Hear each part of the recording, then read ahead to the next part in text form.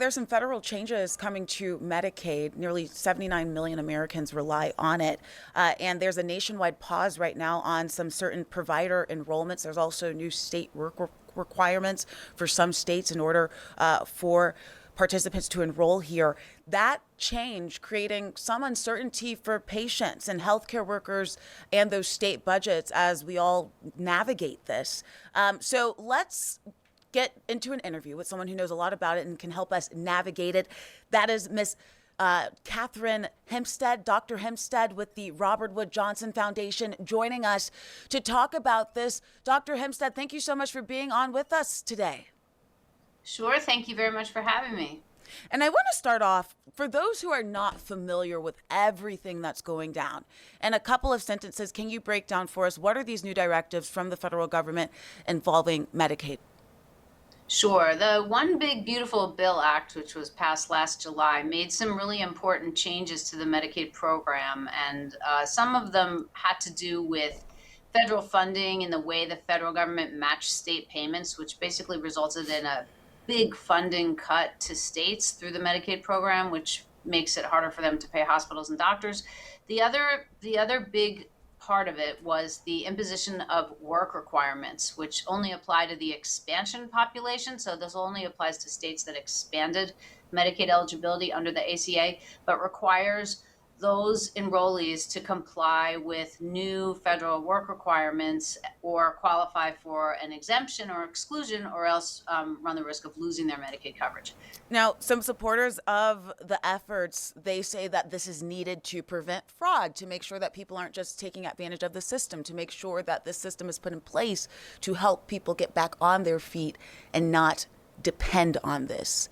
What is your, I guess, message to those who see this as a benefit? I think this is a little bit of a bait and switch. I think the big cuts under the One Big Beautiful Bill Act were really largely done to help finance some tax cuts that the administration wanted to preserve and to have the ability to do that from a budgetary perspective. The decision was made to cut the Medicaid program in a historic way, an unprecedented amount of federal funding cut and the imposition of these work requirements. And then I think the issue of fraud, which is obviously an important issue, and there's fraud in all kinds of insurance programs, public and private, and fraud is not a new idea and it's not being discovered by this administration, but I think it is being raised repeatedly in an attempt to maybe make people confuse this funding cut with some kind of a fraud reduction effort so that perhaps people don't feel like the consequences are as significant as they are. So I do think there's no structural relationship between the funding cuts and the fraud, but I think the fraud is being sort of used to create a narrative that tries to sell the funding cuts politically. This is a new reality for a lot of people. So if and I know every state will be different, but let's say here in Georgia, there will be, I do believe, some work requirements. And could you explain that for us too, exactly what the rules would be here in Georgia? And now if somebody, what could, let's say somebody who is used to going to the doctor 3 or 4 times a week, what could change for them? Well, someone that loses their coverage is going to lose their ability to access health care, except in a sort of uncompensated care kind of context where maybe they show up at an emergency room and really need care and are not able to pay for it, or they go to a free clinic, which is something that the supply is quite limited. So for people that lose their coverage, they'll lose access to doctor's visits, as you mentioned. They'll also lose their ability to maintain their health through medications that so many people take, whether it's statins or blood pressure medications or psychiatric meds or things that people need to just sort of live their normal, healthiest life. People are going to lose that access. And they're also not going to be able to follow up on new problems. If they notice symptoms, notice a funny way they feel or a lump or something, they're going to be afraid to go seek care because they're not going to be able to pay for it. So we know that when people gain coverage, we see a reduction in serious illness and death. And unfortunately, then we also know that when people lose coverage, we're going to see the same kind of pattern in reverse. There's additionally a big economic hit because people will find themselves often in debt. A lot of people have medical debt anyway, but it's much worse among the uninsured, and people will struggle to pay other bills. So there's a whole cascade of health and economic consequences that happen when people lose coverage, which is why these changes are so troubling. Do you know right now the policy is as it stands? What is being done to try and help some of those who will see themselves without coverage? I know that there's been a lot of talk in Congress, obviously at the federal level, but is there anything being done right now to help these patients? Well, I mean, there are many people that are very opposed to these policy changes. So I think there are a lot of people that would like to reverse them. But that's not feasible right now. I think, unfortunately, there isn't a lot that can be done, which is, why this policy has been so consequential. There are certainly, there's the charitable sector, and there are free clinics, and some free medication dispensary organizations, and there are a few things like that, but it's nothing like what's sufficient to address the coverage loss. I mean, just for a little bit of context, the estimate is that between 5 and 10 million people will lose their coverage nationally because of work requirements. Another 5 million are projected to lose their coverage because of the changes that are going on in the Affordable Care Act. So that's up to 15 million people losing their coverage. And, we started with about 27 million people uninsured. So that is a massive potential increase in the size of the uninsured population. So if you think about the progress we've been making over the last decade or so to reduce uninsurance, you should view this as a very sharp U-turn. For those, some people will say, okay, if there's a work requirement, follow the requirement and you won't lose your coverage. Is there a concern among patients who maybe cannot work or are concerned about not being able to meet that requirement? What is the concern there? Can you explain that for us? Yeah, no, that's a great question. And you actually have some firsthand experience with this in Georgia, because you tried a version of work requirements. And one of the things that everybody learned was that it cost the state a ton of money, and a lot of people lost their coverage even though they were working, because the administrative process that was set up was very burdensome, which is what has generally been shown to be the case. So I think there are a few different kinds of problems. There are problems where people are working, but they're not able to document it sufficiently, either because maybe they work a few different jobs that don't have enough. No one of them has enough hours, but jointly they do. But it's difficult for them to record that in the system or document their work effort. It's not showing up in the payroll system because it could be smaller employers or informal employment or things like that make it hard for people to document their work effort. Or people could have exemptions due to medical conditions but not be able to document those. So you have the problem of people who really are compliant with work requirements or are somehow exempt but are unable to document it, so they erroneously lose their coverage. And then there are people who don't comply, but that's because they have a health condition that maybe isn't judged to be significant enough for them to be able to be exempt from the condition. So they lose their coverage. And then, of course, what happens is it becomes much harder for those people to work because they can't get access to their medications or the health care that they need to be as healthy as they can. So many people project that work requirements could actually result in a reduction of labor force participation, because people that lose their coverage find themselves less able to work. So you kind of have the tail wagging the dog, where people are supposed to document they're healthy or document that they're working in order to get health care, but really people need to have access to health care and be healthy in order to work, or to work as productively as they can. So I think we are going to see a lot of people lose their coverage and then work even less than they did before because they're not able to stay as healthy as they are. So there are a lot of there are a lot of kind of wrong turns that can happen with a program like this. Joining us now is Hussein El Bakri, an attorney with the International Refugee Assistance Program. So let's jump right into it. What exactly is temporary protected status, and what does it allow someone to do here in the U.S.? Thanks, Aisha. Temporary protected status is a program created by Congress to protect people from being deported to countries in crisis. So for years, it's allowed people from countries like Haiti and Syria to live and work legally in the United States and really build their lives here. But now the Trump administration has tried to strip those protections away. And so the administration's central argument here is that TPS is, by design, temporary, right? But why is it that legitimate point in this debate currently? Yeah, so the issue is that the temporary protected status is supposed to be about the crisis conditions in the country that these people are coming from.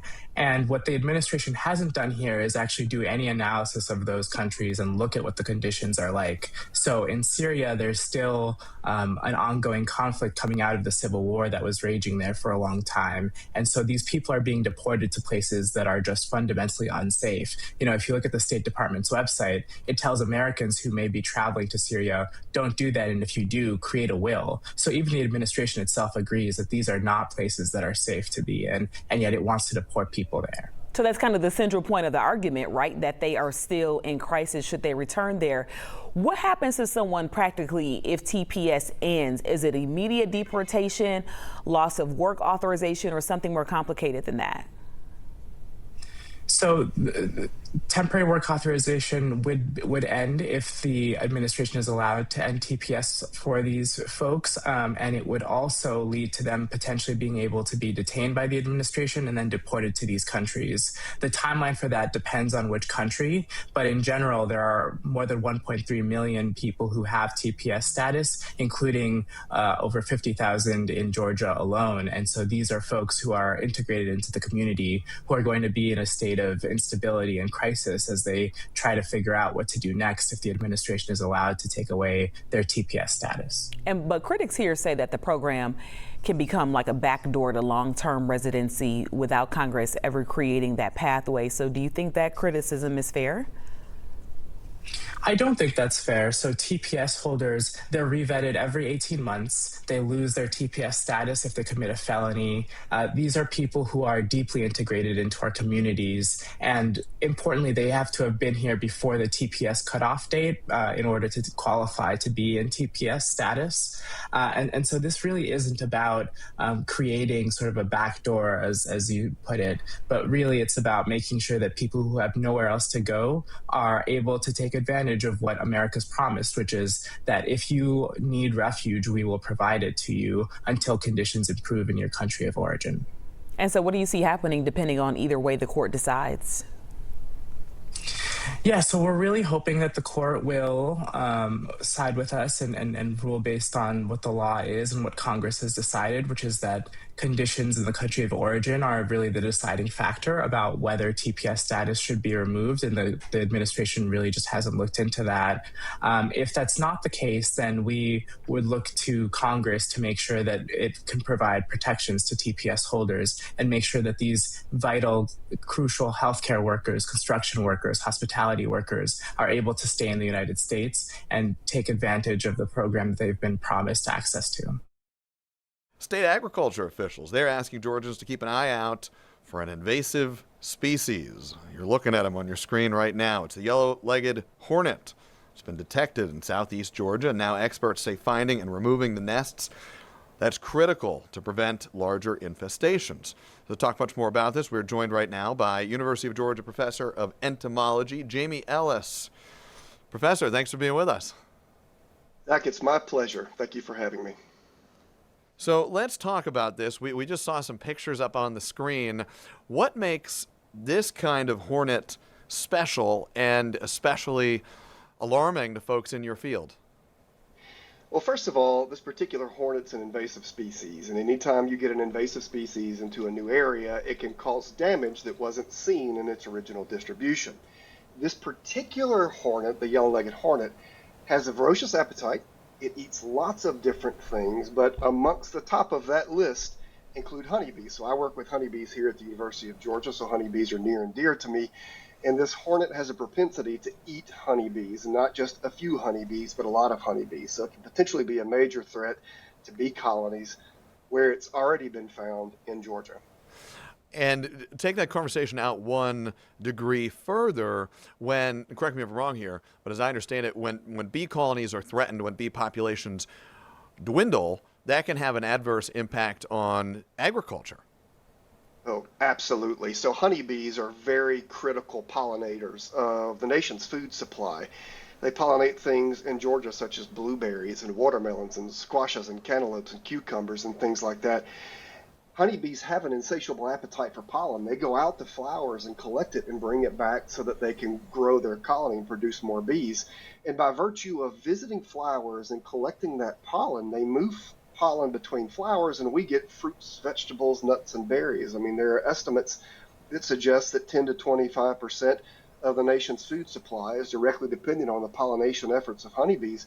So if you have this new invasive species, like we have with this yellow-legged hornet in the southeastern part of the state, it can be quite a problem. We have a good concentration of commercial beekeepers down in that area of the state who manage a lot of the state's bees, and couple that with this particular hornet and all the other issues that honeybees are facing, and colony health can certainly be compromised. What should people do if they see a yellow-legged hornet? I guess let me back up. How can people even identify, to the layman here? I don't know if I could spot a yellow-legged hornet versus another type of kind of garden variety hornet. What do people need to look out for? And then once they do know how to identify them, what should people do?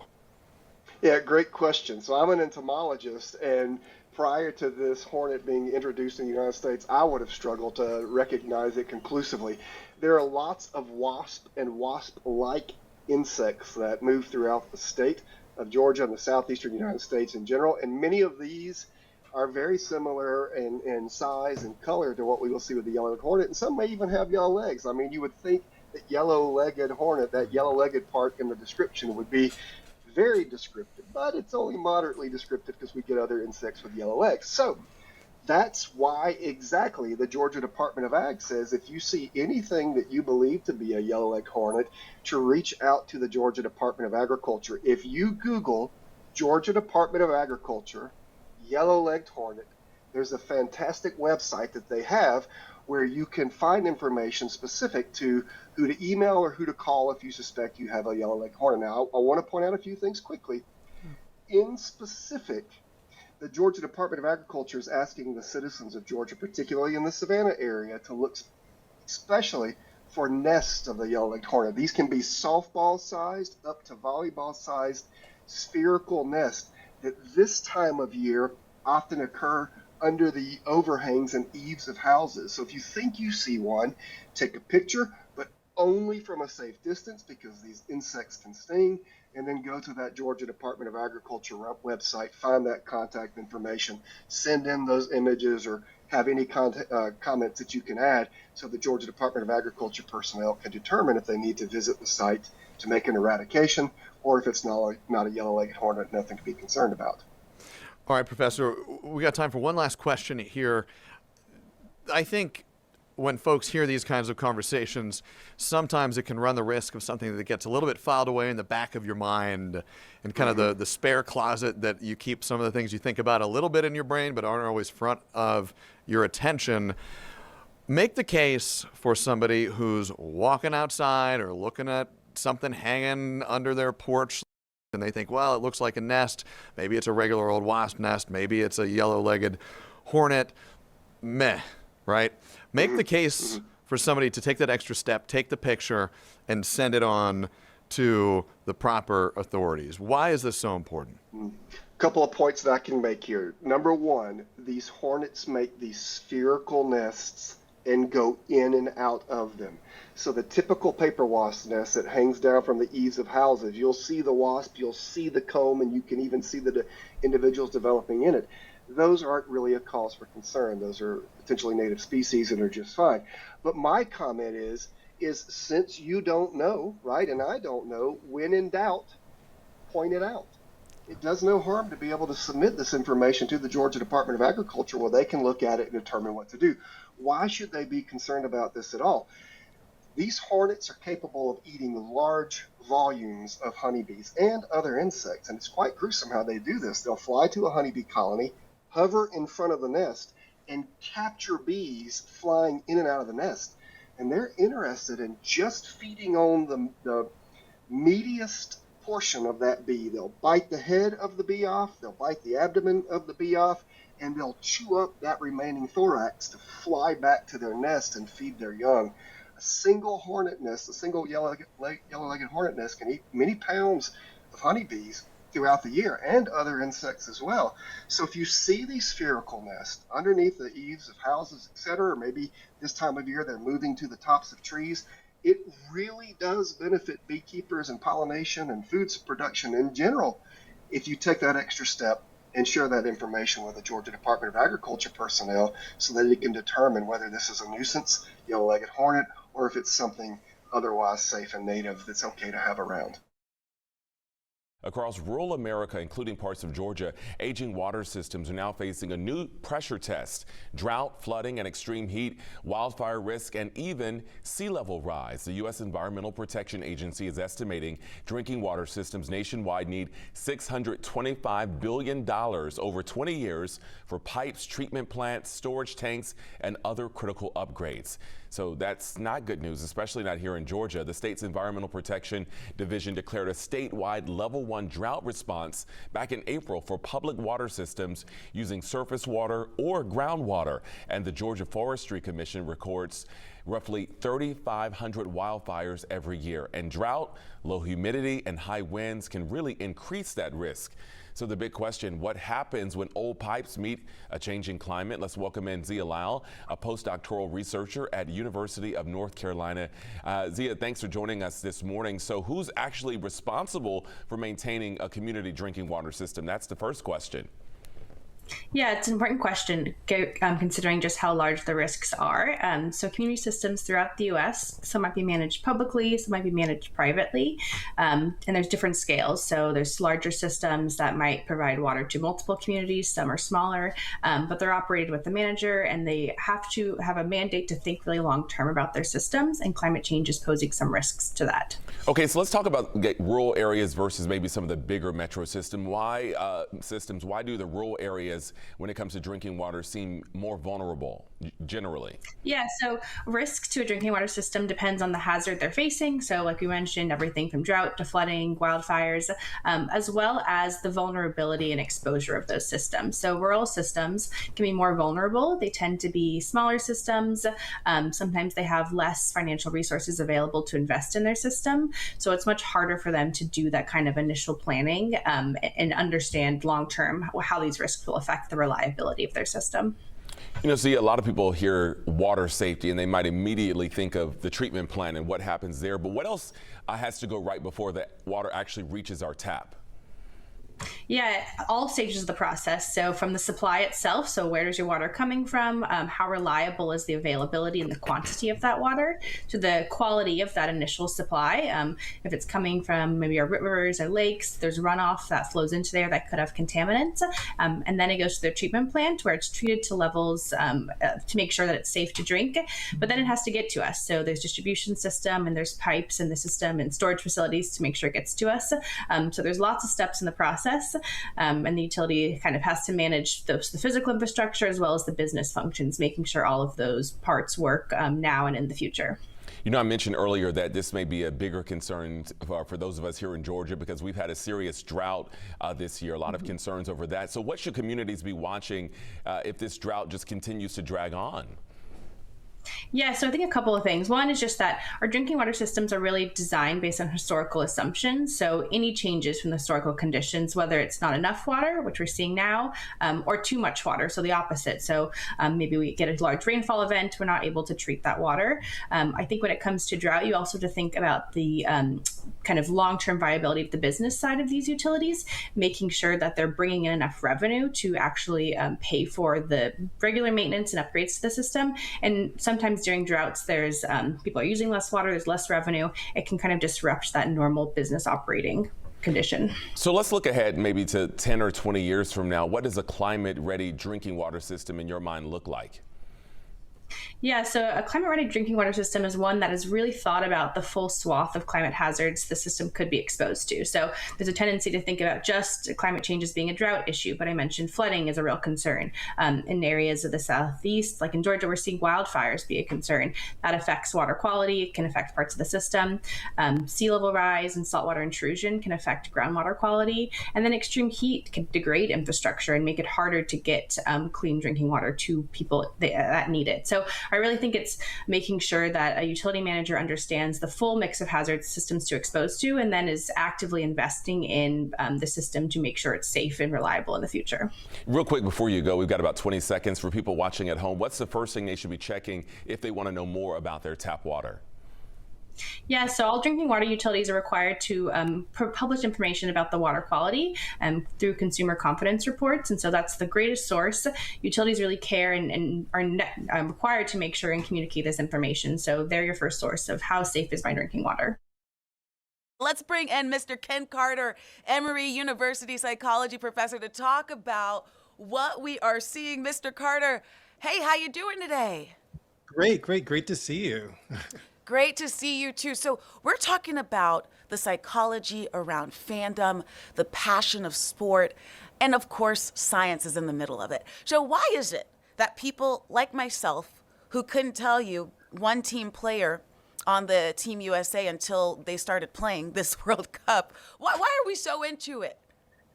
It's that collective experience that we're having. We're seeing people, participate in these sports, and we want to be part of it. And especially when it's happening live and around us, it really amplifies our experience. What happens psychologically when we become invested in a team or a sporting event? Yeah. And so I think what happens when we get that investment in it, we sort of feel like it's sort of part of us. It becomes part of our identity as well. And we start rooting for them and for us. And so we feel like we're winning when they're winning, even if we're not necessarily sort of part of their sort of longer experience. And the thing that makes it even more exciting is that it's happening right in our backyard. We're on that world stage, and having that real experience happening right in front of us is something that makes it so exciting. And we're just taking a couple looks of images from, I believe this is Spain, just completely taking over the streets of Atlanta. And of course, you have a lot of people that are coming from Spain and around the country and around the globe who are Spain fans. And then, of course, people right here in Atlanta who are living, might have been for Spain or just a Spain a fan. Maybe they became a Spain fan 2 days ago. And that's okay. We love it.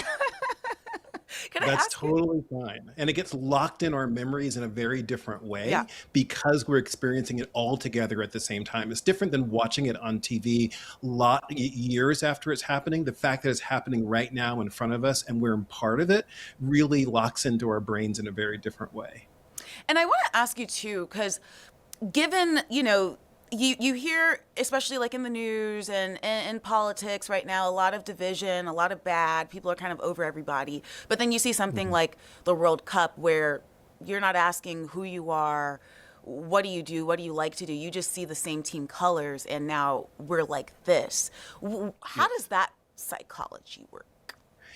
Yeah, it's that positive energy that comes from doing something together, sort of being part of that team and sort of rooting for them in terms of their winning and doing things well. And so we want to be part of it, and we want to, and doing it together is the thing that sort of locks in that collective positive energy. And we need a lot of it.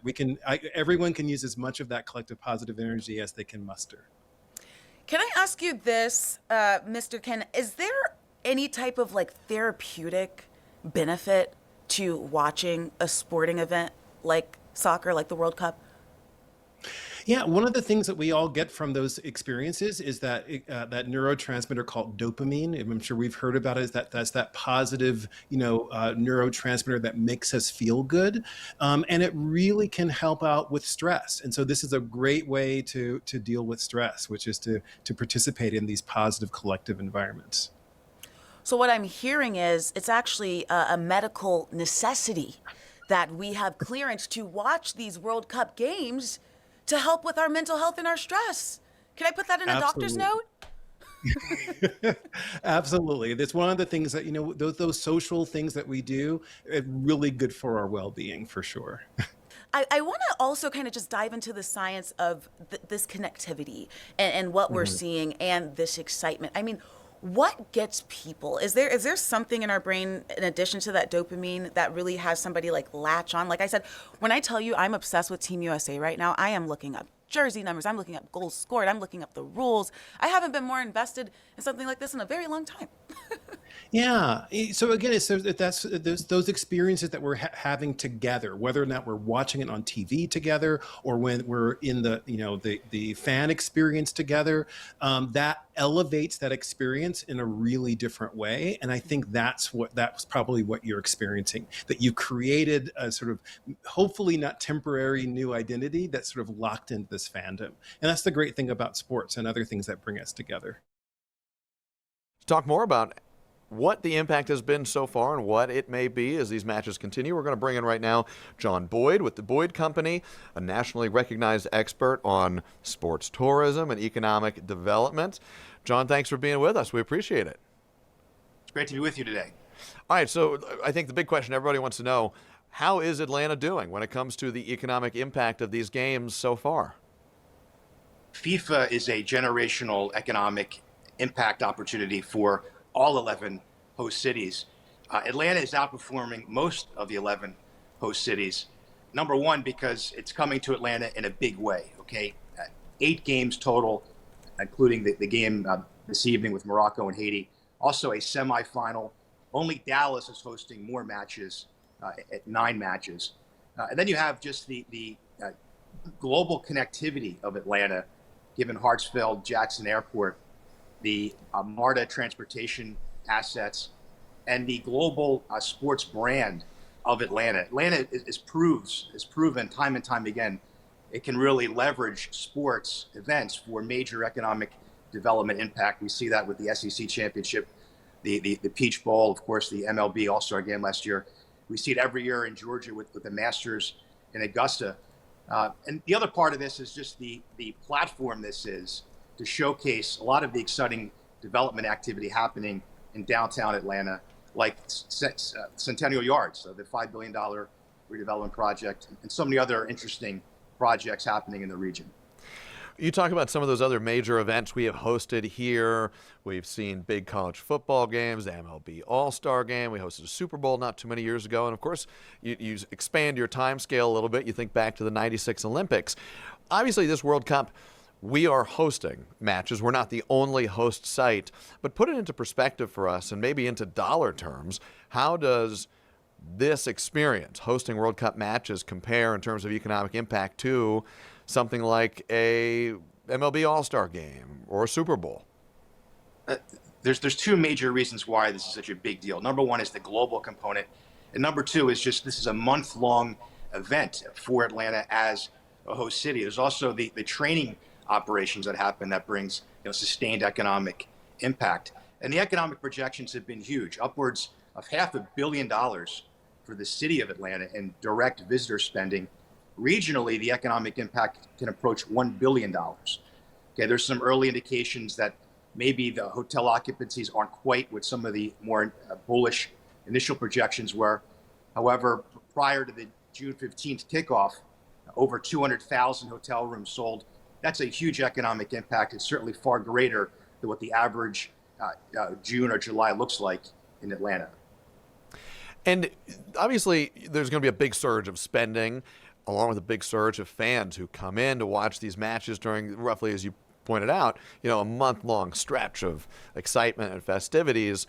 But is there a carryover effect at all where some of this economic impact will continue to last perhaps after the games here in Atlanta are over? Of course. Look, the initial economic impact associated with tourism is fantastic. Okay, it creates new tax revenue. But the other part of all this is the way that the FIFA World Cup, as well as other major sporting events, are platforms for deal making. Okay, influential business leaders, influential celebrities, influential people from the media that are spending time in Atlanta, creating new business networks. That often translates into new economic development activity. And we talked about folks being able to see the Gulch redevelopment, for example, or experience the ease of using MARTA from the airport to Mercedes-Benz Arena. So it's consistent, it's on brand with Atlanta being a national model for leveraging sports into economic development success. We see Mercedes-Benz and even in Cobb County, the Battery really being national models for stadiums and arenas, okay, to be the anchors of multi-billion-dollar mixed-use real estate development. When you look at how things have played out so far here in Atlanta, what has worked well for us?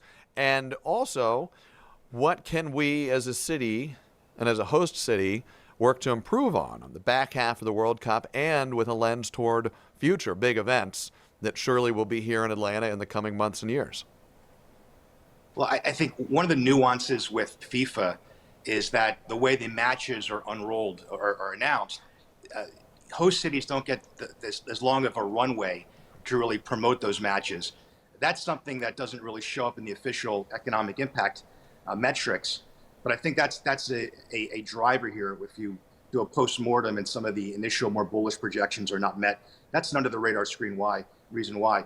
And the other big reasons are things that are beyond Atlanta's control: geopolitical tensions, the persistent inflation, the affordability crisis. Okay, these are things that host cities don't have direct control over. However, more discounts and community-based initiatives, I think, are a way to offset that. We're seeing that in Las Vegas now, for example, as sort of a way to combat concerns about price gouging and different things like that. So those are initiatives that we expect to be part of host cities and doing major sporting events in the months and years ahead. The other big deal, again, Atlanta has no control over this, is the visa uncertainties for a lot of global travelers. What do host cities need to do to make sure that they also reap some of the economic benefits from events like this? We're seeing that play out with assistance to do promotion and social media branding, connecting local businesses with influencers. Okay, permitting and zoning to accommodate watch parties is something that's been a successful model in a number of host cities for this FIFA, as well as non-host cities, but hospitality meccas like Orlando, New Orleans, Las Vegas, even Atlantic City, okay, which is helping not just major casinos, but local vendors, local businesses, restaurants, retail, do branded related events to do watch parties for FIFA. This is a phenomena that we see also for all sorts of high profile major sporting events. June is Alzheimer's and Brain Awareness Month, and for thousands of Georgia families, this is something they deal with every day when they go home. Maybe it's in-home care, but certainly as memory changes, so does everything around that person. Routines, medication needs, safety needs. Let's talk more about that now with consultant pharmacist Aaron Marriott with Guardian Pharmacy. Aaron, good morning to you. Thank you for your time.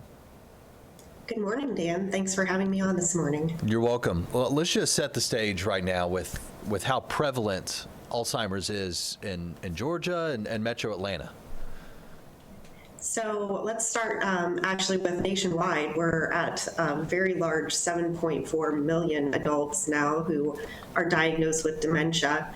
And interestingly, as we were researching for this piece today, I realized that Fulton County specifically actually falls above the national average of 11% at about 14.1. So this is something that local families are dealing with even at a slightly higher rate than everyone else across the country. Any reason why potentially Fulton County could be above that nationwide average? It's hard to say, although we do know that there are some different factors that can contribute. There is a slightly higher incidence oftentimes among African Americans and Hispanics, but other than that, it really is kind of unknown right now as to why that is. What are some of the common challenges that these families face? 14% in Fulton County, as you mentioned here, once a loved one is diagnosed. Well, I think there are several things. One of the biggest ones is that the person changes. I think most folks expect this to be just memory changes, but what will often happen as the disease progresses is they'll see personality changes and behavior changes as well. That's where a lot of those comments that we hear that mom just isn't the same person that she used to be, and she never used to talk like this. Those are the types of things that families will start to notice, but maybe aren't really expected. They're expecting to see the memory changes over time, but not necessarily the personality changes. And then it's just that loss of independence. And I think it's difficult when you're dealing with that to accept that this is something that we cannot stop and we can't reverse. We can maybe slow the time that it takes for things to get worse, but we can't actually cure it or reverse the disease process, unfortunately. Right. Although, I was going to say, yeah, tell me more about slowing it. And is that through medication? What can it do? What can it do? yes, so I'm glad you asked. I was leading right into that. There are medications that can help slow the progression of Alzheimer's disease. We actually have had a few new medications come to market in the last few years that are showing promise, and there continues to be a great deal of research out there. So I say don't lose hope. There's still a lot going on, and there are things out there that can actually maintain the quality of life and independence of these folks with this diagnosis for an extended period of time. You know, if you have a loved one who's diagnosed, I think caregivers often told you don't want to push back too much, you don't want to argue. What should you be doing instead in those cases to make your loved one at peace? Usually the most effective approach is to kind of role play, I guess, go along with the story that they're living right now, arguing or trying to correct a memory, maybe of a spouse that is no longer living or a child who's no longer living. That is usually just disruptive and causes a lot of anxiety and agitation for a person. So usually if you play along and then maybe reapproach them at a later time, you'll have better luck. A lot of times their memory will kind of readjust once they have a chance to relax and take in their environment. It's just also heartbreaking. No cure yet, and something so many face on a daily basis, caring for their loved ones, dealing with Alzheimer's and dementia. Erin, anything else you want to add that I'm not asking? Oh, I could talk probably for hours on this topic. It's something near and dear to my heart as a pharmacist, but also as a family member of someone who has had Alzheimer's disease. But I would say I know that there are a lot of challenges, but there are also a lot of resources out there. So utilize what you have access to, whether it's support groups through organizations like the Alzheimer's Association or your local pharmacy or your providers. There are a lot of individuals out there who are specially trained to work with either older adults or people with dementia. And so those can be great resources for you to lean on and get advice and direction from. And if there is a need, which there may be at some point in the future, the use of an assisted living community or memory care community that specializes in dementia may be a good option as well. Yeah, good point. A piece of Georgia is now helping tell America's story on one of the country's biggest stages. The Smithsonian's new America 250 exhibition features our state shell, the knobbed whelk, alongside hundreds of objects from every state and territory. Let's look at this exhibit and Georgia's contribution with its co-curator, Torben Rick. So tell us, what is the big idea behind this exhibit? Well, thank you for having me. So we're really excited about this exhibit. It just opened a couple days ago. What we've done is pulled from our unprecedented collection of 148 million natural history objects and cultural items to tell the story of America's natural history and cultural heritage in celebration of the 250th anniversary of the United States. We've got about 600 objects from all 50 states and territories on display. We deliberately did not organize them by state, though, because we wanted to create an environment where people could see the connections between themselves, the natural world, and their state and other states. And so, as we said, Georgia is represented in part by the knobbed whelk. For people who have walked past shells on the beach their whole lives, what makes this one worth stopping for? Yeah, so we've got a number of objects from Georgia. The knobbed whelk we're really excited about. One of the things we tried to do was create linkages to different states by highlighting state symbols. So many states have state birds, state fishes, state mammals that are all formally delegated by the state government. For Georgia, you have a state shell, which is the knobbed whelk. We're so excited about this one because it was collected in 1938 on St. Simon's Island in Georgia. It's this beautiful shell that I think is common to many people who have walked along the Georgia coast.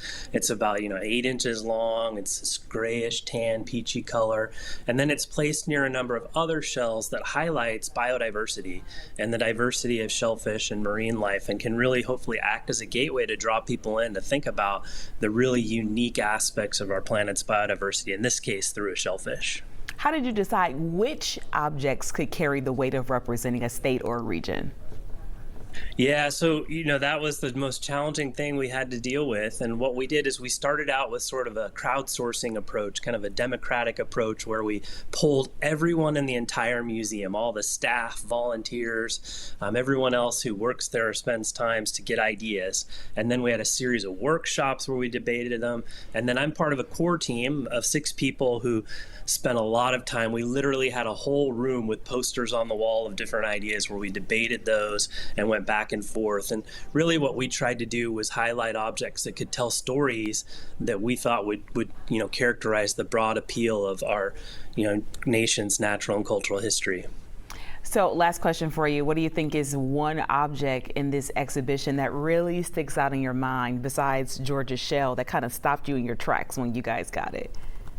There are a lot of them. I'm going to highlight one more from Georgia. And we've got this amazing section that also highlights biodiversity, but it specifically takes a look at salamanders in the Southern Appalachians. The Southern Appalachians, so 7 states in there, including Georgia, have more salamander species than any other region on Earth. And one of those that we have highlighted is a cave salamander. It's orange with black spots. The particular specimen we have was collected from near Lafayette, Georgia, and it's really beautiful and can draw people in to think about this neat animal and different species that are all living right around them, and kind of evolutionary processes that created a whole bunch of different salamanders, and then also the connections between Georgia, South Carolina, North Carolina, and throughout the Southern Appalachian region. So that one really stands out to me, and I think visitors will have a lot of fun with it because it's kind of in this beautiful display with the, we all know the Appalachians are a beautiful area. Yeah. And so it's got the highlighting the mountain environments, and then has the salamanders paired right there, the specimens, and then also their habitats.